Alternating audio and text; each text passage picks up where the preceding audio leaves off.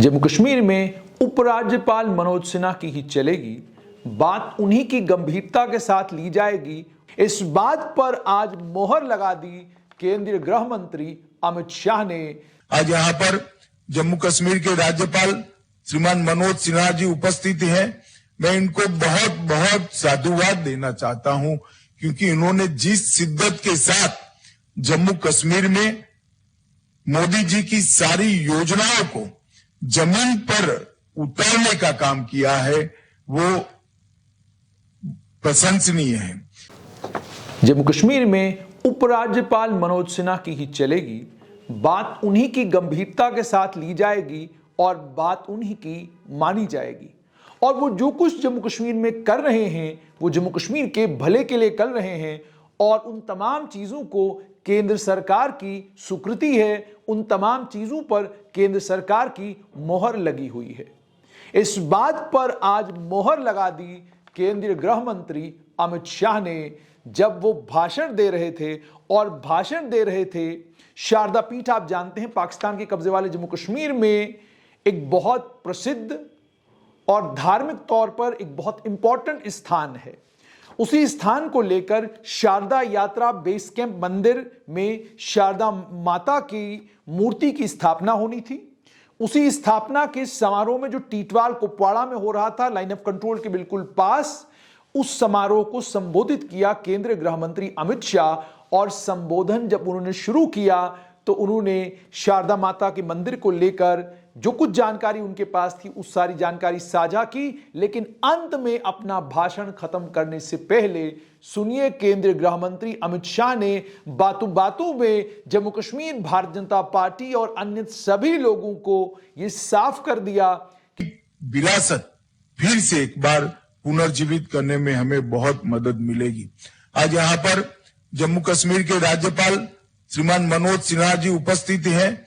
मैं इनको बहुत बहुत साधुवाद देना चाहता हूं, क्योंकि इन्होंने जिस शिद्दत के साथ जम्मू कश्मीर में मोदी जी की सारी योजनाओं को जमीन पर उतारने का काम किया है, वो प्रशंसनीय है।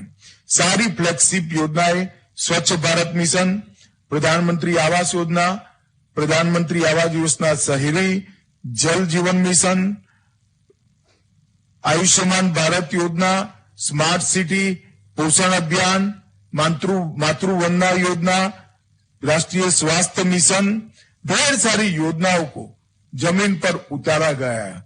और सबसे बड़ी बात है, मोदी जी के नेतृत्व में सिन्हा जी ने जम्मू कश्मीर में औद्योगिक निवेश को लाने में भी बहुत बड़ी भूमिका अदा की है।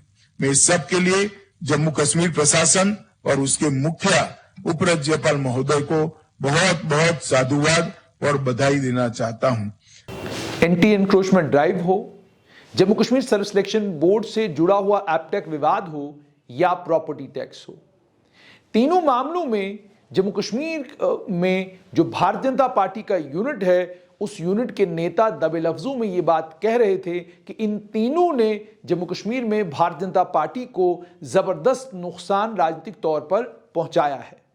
और बड़े नेता इस पर चुप्पी साध रहे थे। हालांकि पार्टी के कुछ नेताओं ने प्रॉपर्टी टैक्स का समर्थन किया, पार्टी के कुछ नेताओं ने एंटी एनक्रोचमेंट ड्राइव का भी समर्थन किया। लेकिन जब आप इन तमाम नेताओं से बंद कमरों में बात करते तो ये बात कहते थे कि जो कुछ लेफ्टिनेंट गवर्नर मनोज सिन्हा कर रहे हैं इसका राजनीतिक तौर पर हमें लाभ नहीं, नुकसान हो रहा है। और कल अगर चुनाव हुए तो उसका खमियाजा भारतीय जनता पार्टी को भुगतना पड़ सकता है। लेकिन केंद्रीय गृह मंत्री अमित शाह की प्रशंसा, और जिस प्रकार से उन्होंने प्रशंसा की कि आप एक बिल्कुल अलग तरह के धार्मिक समारोह में हैं और उस समारोह में आप संबोधन कर रहे हैं, लेकिन उस संबोधन को खत्म करने से पहले, अपनी बात को विराम देने से पहले आप इंश्योर करते हैं कि आप इस बात को पॉइंट आउट करें कि लेफ्टिनेंट गवर्नर मनोज सिन्हा जम्मू कश्मीर में बहुत अच्छा काम कर रहे हैं, प्रशासन को उन्होंने सुधारा है, बहुत सारे बदलाव उन्होंने लाए हैं, डेवलपमेंट के पथ पर जम्मू कश्मीर को आगे लेकर जा रहे हैं। और जब ये कुछ केंद्रीय गृह मंत्री कह रहे हैं, इसका मतलब वो ये कह रहे हैं कि जो प्रॉपर्टी टैक्स का रिफॉर्म जम्मू कश्मीर में आया है, इसके लिए भी हम लेफ्टिनेंट गवर्नर मनोज सिन्हा को बधाई देते हैं। उसके अलावा जो anti encroachment drive lieutenant governor Manoj Sinha ने शुरू की थी, वो भी एक सही कदम था।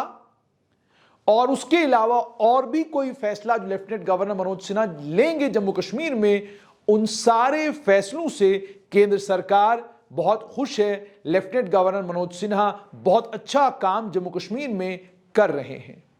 अब जब ये बात केंद्रीय गृह मंत्री करें तो इसका मतलब साफ तौर पर यह है कि भारतीय जनता पार्टी के नेताओं के लिए लेफ्टिनेंट गवर्नर मनोज सिन्हा की आलोचना करना महंगा पड़ सकता है। लेफ्टिनेंट गवर्नर मनोज सिन्हा के फैसलों पर टिप्पणी देना और ज्यादा महंगा पड़ सकता है। और सिर्फ केवल इतना ही नहीं है, बल्कि यह भी लेफ्टिनेंट गवर्नर मनोज सिन्हा को लेकर केंद्रीय गृह मंत्री ने कहा कि वो प्रधानमंत्री नरेंद्र मोदी का जो विजन जम्मू कश्मीर को लेकर है, उस विजन को साकार करने में लगे हुए हैं। और अंत में उन्होंने ये भी कहा कि मैं इन तमाम चीजों के लिए उपराज्यपाल मनोज सिन्हा को साधुवाद देता हूं।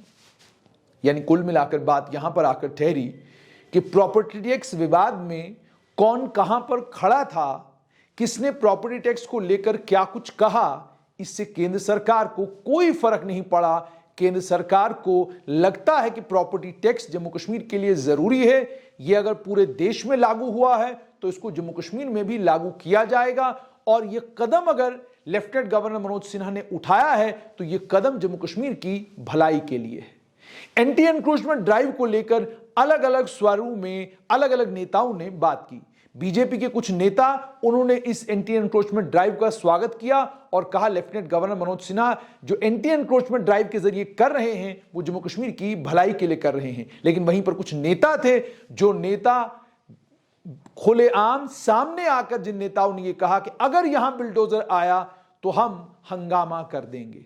इसका मतलब उन नेताओं को भी केंद्र सरकार ने चेता दिया है कि लेफ्टिनेंट गवर्नर मनोज सिन्हा जो कुछ जम्मू कश्मीर में कर रहे हैं वो जम्मू कश्मीर की भलाई के लिए है, बेहतराब के लिए यह है कि फॉल इन लाइन।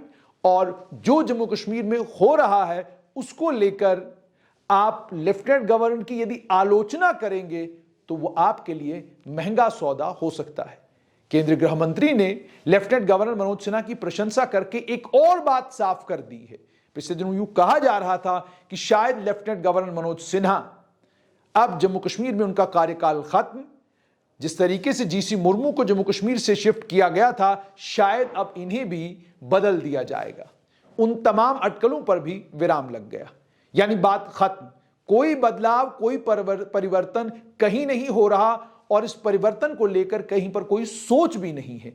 उल्टा तो यह है कि केंद्र सरकार उपराज्यपाल मनोज सिन्हा के कामकाज से खुश है और खुद केंद्रीय गृह मंत्री उनका साधुवाद कर रहे हैं।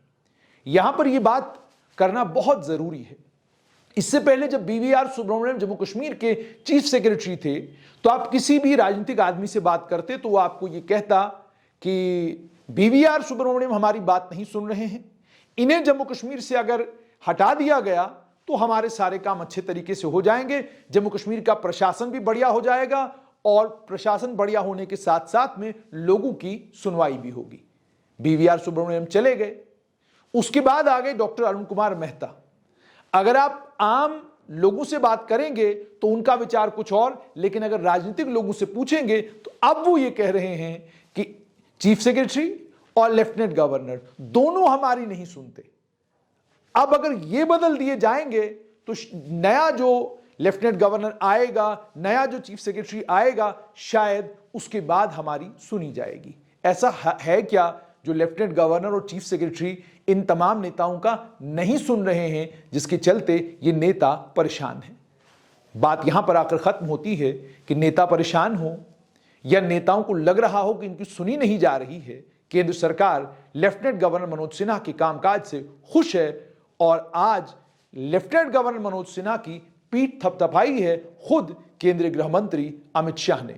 बहुत सारे संकेत भी दे दिए हैं और यह भी साफ कर दिया है कि जो फैसले LG मनोज सिन्हा ले रहे हैं, उन फैसलों को आशीर्वाद नई दिल्ली का है।